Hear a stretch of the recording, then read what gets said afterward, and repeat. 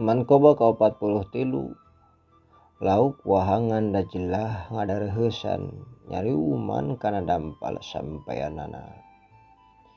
Ngandika Syekh Sahal bin Abdillah At-Tastari radhiyallahu anhu. Dina mukasyafahna hiji poe urang nagara Baghdad kaleungitan Sayyid Abdul Qadir. Teras ditareangan kapendak keur calik di luhureun cai di wahangan Dajlah. Keur digimbung ku lauk mani pagugulung paboro-boro nyeriuman panangana sareng sampeyanana.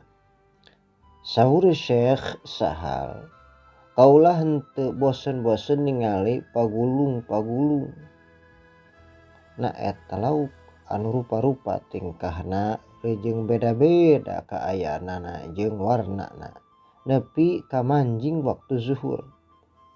Tidinya kaula ningali sajadah hejo disulam ku benang emas jeung perak ditulisan 2 jajar kahiji ala inna auliya Allah la khaufun alaihim wala hum yahzanun.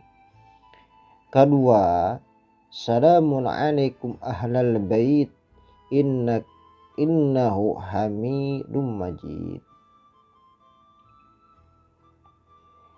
Eta sajadah ngampar di awang-awang luhureun wahangan Dajlah. Teras Sayyid Abdul Qadir calik dina eta sajadah henteu lami burubul pirang-pirang pameuget karasep sareng matak isin matak ajrih ngiringkeun hiji pameuget anu pinunjul tinu sanes kasepna sareng hebatna.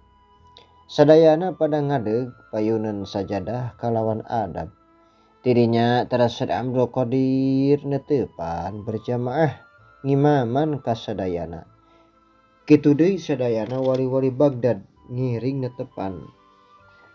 Samangsa Sayyid Abdul Qadir maca takbir intiqal, malaikat anu ngagotong aras oge ngiring takbir.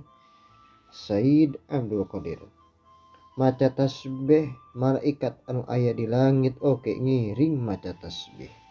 Saparantos netepan teras anjeunna ngadua supaos murid-murid anjeunna istri pameuget maotna di jero tobat diaminan ku malaikat. Tidinya aya timbalan tinu agung. Abdul Qadir